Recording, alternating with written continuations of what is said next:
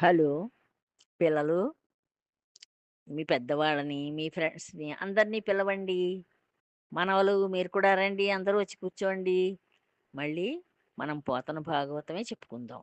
ఇది పోతన భాగవతం మా పెద్దవాళ్ళు ఏం చెప్పేవారంటే, ప్రథమాధ్యాయం నుంచి చదవొద్దు. హ్మ్. దశమ స్కంద దశమ స్కంధం నుంచి చదువుకోండి. అదంతా ముందు కృష్ణలీలలు చదివితే మనస్సు ఎంతో ఆనందపడుతుంది. అప్పుడు మళ్ళీ ప్రథమ అధ్యాయం నుంచి చదువుకుందురు గాని అని చెప్పేవారు. అలాగే చదవాలేమోనని చెప్పి నేను కూడా అదే ఫాలో అయ్యి అలాగే చెప్తున్నాను మీకు. ఇది దశమ స్కంధంలోని కథలు నేను చెప్పబోయేవంటే కృష్ణ కథలు ఇవన్నీను. ఇది పరీక్షిన్ మహారాజుకి శాపం వచ్చింది. అది కూడా ముందు కథ వస్తుంది విందురు గాని. ఆ శాపం వల్ల ఆయన హ్మ్. సుఖయోగీంద్రుడిని అడిగారు. నాకు 7 రోజులే నాకు జీవితకాలం ఉంది. ఈ 7 రోజుల్లో నేను తరించే మార్గం నువ్వు చెప్పవలసింది. అంచేత నాకు కృష్ణ కథలు వినాలనున్నాయి. ఆ కృష్ణ కథలు చెప్పు అని చెప్పి అడిగారు. అప్పుడు ఆయన మళ్ళీ ప్రశ్నిస్తున్నారు.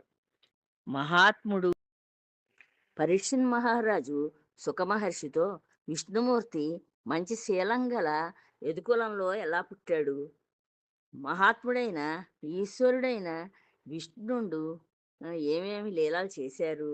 ఎక్కడ ఏ వేళల్లో ఎలా ప్రవర్తించారు? వివరంగా చెప్పండి అని సుఖయోగిని అడిగాడు.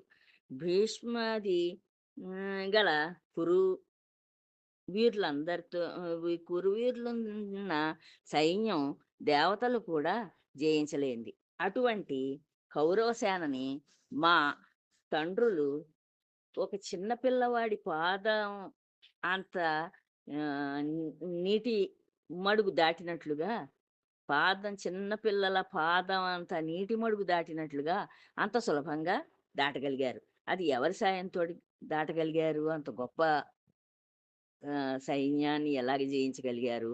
ఏ తెప్ప సహాయంతో దాటారు? నేను మా అమ్మ గర్భంలో ఉన్నప్పుడు అశ్వత్థామ ప్రయోగించిన అస్త్రం చేత బాధపడి నిశ్చేష్టుడనై పడున్నాను. అప్పుడు అటువంటి సమయంలో పాండవ కులం నిలబెట్టాలని శ్రీకృష్ణుడు చక్రాన్ని ధరించి నన్ను రక్షించాడు. పురుషోత్తముడైన విష్ణువు పురుష రూపంతోనూ, కాల రూపంతోనూ లోకంలోని జీవులందరిలో లోపల బయట కూడా ఉంటాడు. అలా ఉండి జనన మరణాలని, సంసార బంధాలని, మోక్షాన్ని ప్రసాదిస్తాడు. అటువంటి పురుషోత్తముని చరిత్ర అంతా చెప్పవలసింది అని సుఖయోగిని పరీక్షిన్ మహారాజు కోరారు. యోగేంద్ర, బలరాముడు రోహిణీదేవి కుమారుడని చెప్పావు. మరి మరో శరీరం లేకుండా దేవకీదేవి గర్భాన కూడా ఎలా ఉన్నాడు?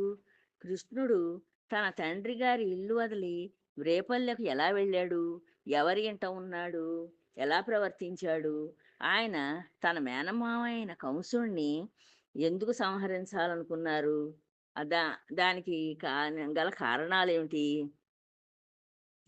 అలాంటి పరిస్థితి ఎందుకొచ్చింది?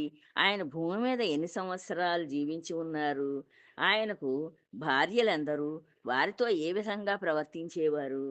ఇంకా ఏమేమి చేశాడు? ఆ మాధవుని చరిత్ర అంతా వింటూ ఉంటే నాకు అది పద్ పద్మం లాంటి నీ ముఖంలోంచి వచ్చే మకరందాన్ని జురుతూ ఉన్న తేనెటీగ ఎలాగ మత్తుతో తాగి తాగి మత్తుతోటి పులకిస్తూ ఉంటుందో అలా ఉంది నా పరిస్థితి కూడాను. అంచేత ఆ కృష్ణ కథలన్నీ చెప్పండి. మా నా నా బాధలన్నీ నా మరణ భయం కూడా నాకు పోయింది. ఆకలి దప్పులు కూడా మాయమైపోయాయి. మనస్సు చాలా ఆనందంతోటి పరవళ్ళు తొక్కుతోంది అంటూ పరీక్షిన్ మహారాజు ఆహ్, ఆయన్ని సుఖమహర్షిని అడిగారు. ఆహ్, సరే అయితేను పిల్లలు తర్వాత కథ మళ్ళీ చెప్పుకుందాం. ఉంటాను. జై శ్రీరామ్.